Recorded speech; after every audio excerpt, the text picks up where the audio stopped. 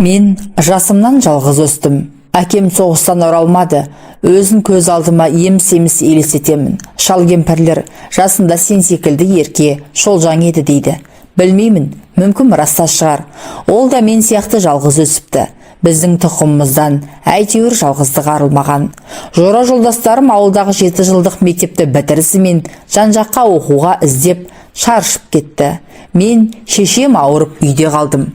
Көктемгі қара суық өтіп кетсе керек. Ол тура 1 ай бойы төсек тартып жатты. 1 ай бойы 4 ешкі мен 2 қойдың қозы-лағын бағып қағу менің мойнымда. Жаңа біз аулаған сиырымызды көрші-үйдегі келіншек сауып беріп тұратын. Оның да өз шаруасы бар. Күнде сауып беруге мұршасы келе бермейді.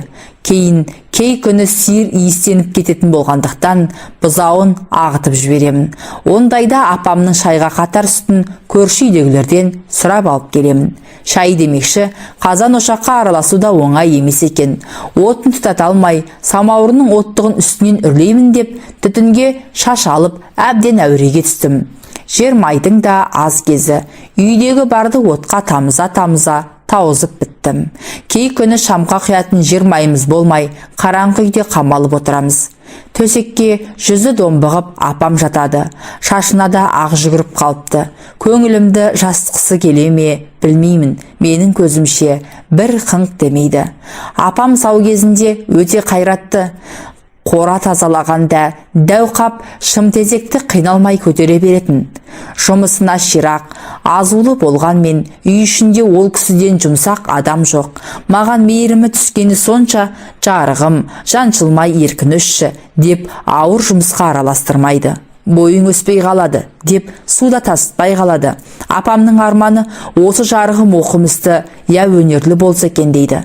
Сондықтан қанша кітап сатып алсам да қолымнан қақпайды.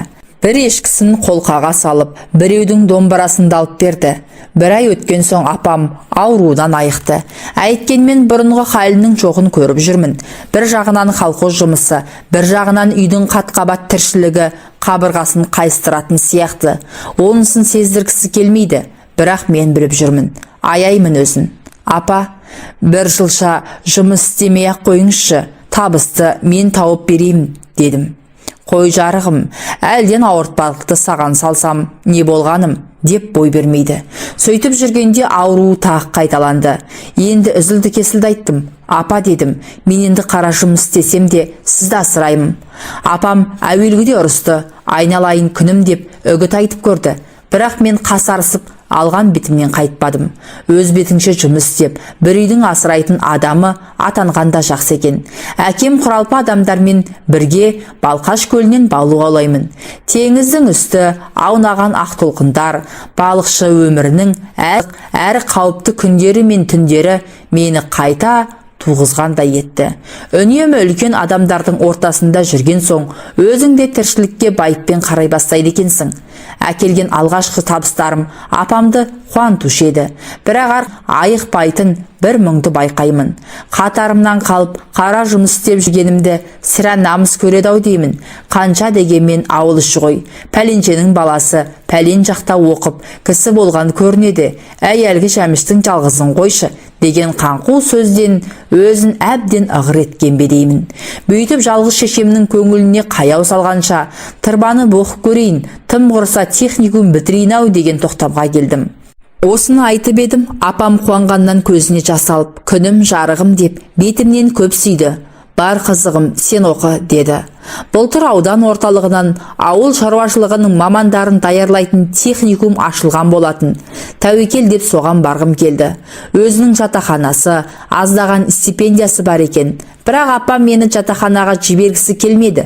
Кім біледі, бұзық балаларға кездесіп, оқуыңа кесірін тигізе ме, деп таныс біреудің үйіне орналастырмақ болды. Әрі ойлап, бері ойлап тоқтағаны Кәдірбай дегендікі.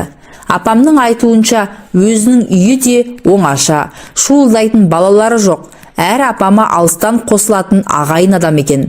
Апам мені жолға ұзақ әзірледі. Киім кешегімді жамап жасқап, бәрін име жіппен өткізіп шықты. Құнажынын сатып, жаныма ақша салып берді. Қолында сиырдың биылғы бұзауы 3-4 уақ малы қалды. Осымен ақ өлмес күнімді көремін деп қояды. жататын үйіңе деп бір қап құрт майын және берді. Колхоз басқармасынан рұқсат сұрап, аудан орталығына мені өз алып бармақ болды. Несіне әуреленесіз, өзім де жол таппаймын ба дегенімде. Өзім жайғастырып қайтпасам, сен не білесің, әлі басың шикі деп көнбеді. Біздің колхоз аудан орталығынан алыс болғандықтан самолет қатынайтын. Әнемне дегенше жетіп қалдық. Апам самолет ішінде құсқан жоқ. Жел қанша шайқаса да тырп етпей отыра берді. Жүрегі мықты екен. Әуелі мен жататын үйге келдік. Сосын балаша қолымнан жетелеп техникумға ертіп барды. Директорға өзі жолығып, мені қатты табыстап кетті. Ұялып теріс қарап тұра бердім. Апам жүрерінде оңаша алып шығып, ал енді құлыным, адам бол, оқы. 17 жігіт жасы, өзіңе өзің мығым бол деп ақылын айтты. Апамды самолетке мінгізіп жібердім де, көп уақытқа дейін қарап тұрдым. Самолет бұлдырап көк аспанға сіңіп барады. Бір сәт анасынан бөлініп қалған балапан сияқтымын. Бірақ апамның 17 жігіт жасы дегені ойыма түсіп, бойымды тез жидым. Біраз уақыт өзіммен өзім оңаша жүргім келді. Селоны қиғаштай кесіп өтіп, өзен жағасына келдім. Көк шалғында аунап біраз жаттым. Күн батар мезгілде биіктеу бір дөңнің басына шығып, өзіме бейтаныс селоға сыртынан қарап тұрмын. Біздің колхозда емес, көшелері жағалай, тал терек, үйлері де еңселі. Осы мезгілде біздің ауыл азан-қазан болып жатушы еді. Мұнда оның бірі де жоқ. Шаң-шаң етіп үрген иттерден басқа ушу болып жатқан малды көре алмадым. Көшелер мен жолдың шаңын шұбартып машиналар өтеді. Ал бізде мал тұяғы көтерген сар топырақ шаңнан күннің көзі көрінбейтін. Күн батып, қас қарайғанда көңілім бір түрлі елегізіп, жабырқау тарта бастады. Тағы да жалғыз шешем, ауылдағы құрбыр-құрдастарым, үсті басым алмандай, су балшықты ағалар есіме түсіп, қобалжып кеттім. Бәрі де мені су ортасындағы аралға тастап кеткен сияқтанды. Ел орынға отырған шақта жататын үйіме келдім. Бағана күндіз келгенімде үйден ақсары келіншек шығып қарсы алған. Өз сондай ақ жарқын, жылы жүзді екен. Апамның жиен інісі үйінде жоқ екен. Келіншегінің айтуынша кеңседегі қызметінен түскі тамаққа келуге тиіс. Біз үй иесін тостық. Жол жөнекей бұл үйдің жай-жапсарын апам түсіндіріп келген. Алыстан қосылған Кәдірбай деген бұл інісі аудандық мал дайындайтын мекеменің бастығы көрінеді. Өзі соғысқа барған, шамасы шаруашылық жағында жүріп, нағыз қан майданды көрмесе керек. Қол аяғы бүп-бүтін, жарақаты жоқ дейді. Апамның айтуына қарағанда, бұл өз өлмейтін жерінде, өлейтін жерінде білетін еті тірі пысық адам. Шешесі марқұм сондай еді, деп қояды апам. Кәдірбай майданнан қайтып келген соң 5-6 жыл сал жүріпті де, осы Балжанға үйленіпті.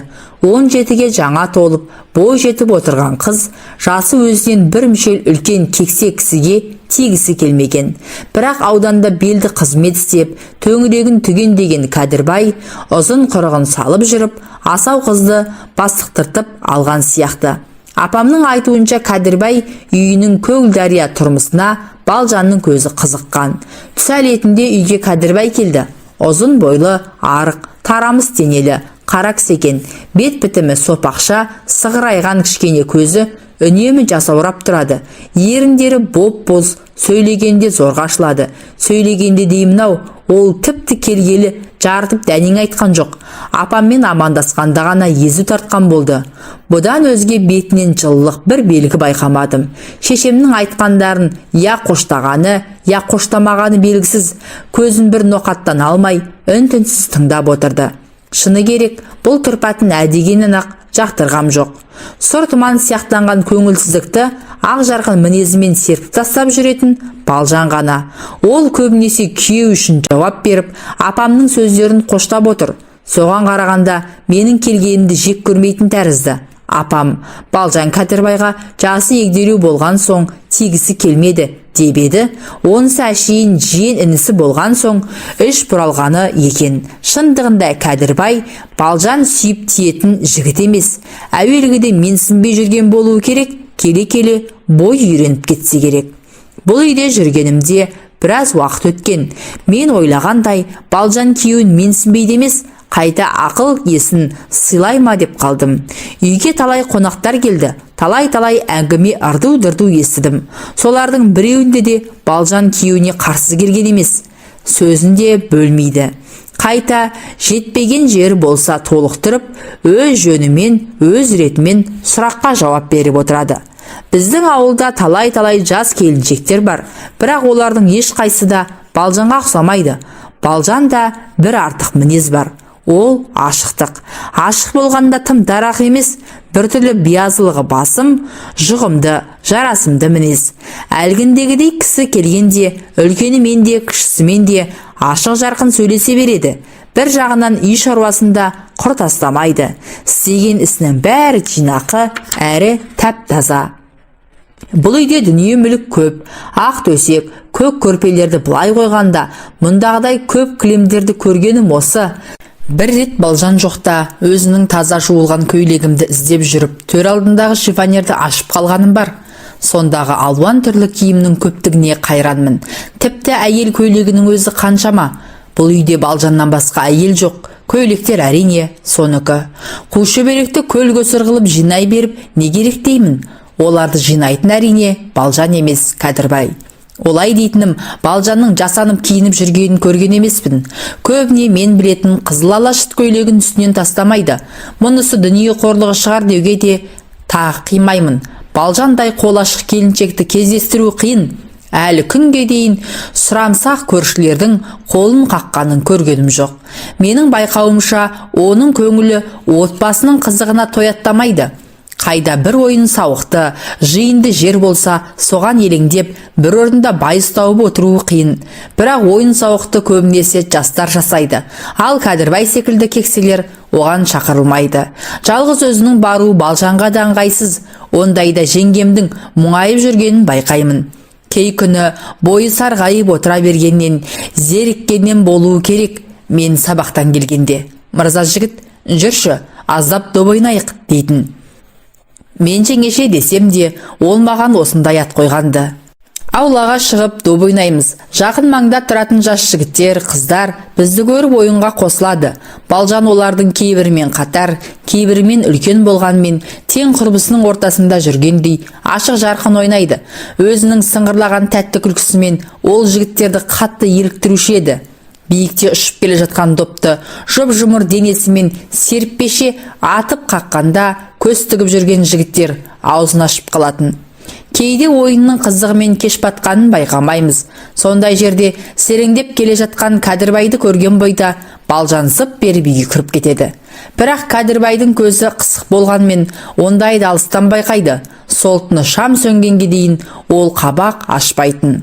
Алғашында баламын ғой, Кәдірбайдың Балжанды еркек атаулдан қызғанатынын білмеппін. Әйелін тіпті киноға да жалғыз жібермейтін. Жібере қалса міндетті түрде мені ілестіруші еді. Өз өмірі киноға бармайтын Кәдірбайдың қайдан білетініне қайранмын. Бізді тек тарихи соғыс киноларына ғана жібереді. Ал махаббат, сүйіспеншілік бар кинолардың маңайына жолатпайды. Бір күні сабақтан келсем, Балжан бұрышта теріс қарап отыр. Не болды десем айтпайды. Қоярда қоймастан бетін аштым. Бұл не сұмдық. Көзі білеудей болып іскен, бетінің бір-екі жерінде таңба тұр. Қаным қайнап кетті. Кәдірбайды іштей қанша жек көрсем де, дәл осындай қатыгез деп ойламаған едім. Жазығы жоқ адамды осынша жәбірлеуге бола ма? Балжан шіркін, абзалжан ғой. Мұңын ешкімге шақпады. Керек десеңіз, дақтаңбасы кеткенге дейін сыртқа шығып, көзге түскен жоқ. Үйдің ішкі шаруасын істеп, тым-тырыс жүре берді. Үйге келген жастау жігіттердің Балжанға жақындағасы келіп, әзіл қалжың айтып, төңіректеп жүргенін талай байқадым. Балжан ешқайсысына жылы қабақ бермейді. Кейде екпіндеп келе жатқандарын тез райдан қайтарады. Мұнысына менің ішім жылып қалады. Әлгі адам Балжанға енді жақындаса, ара түсі кеткім келеді.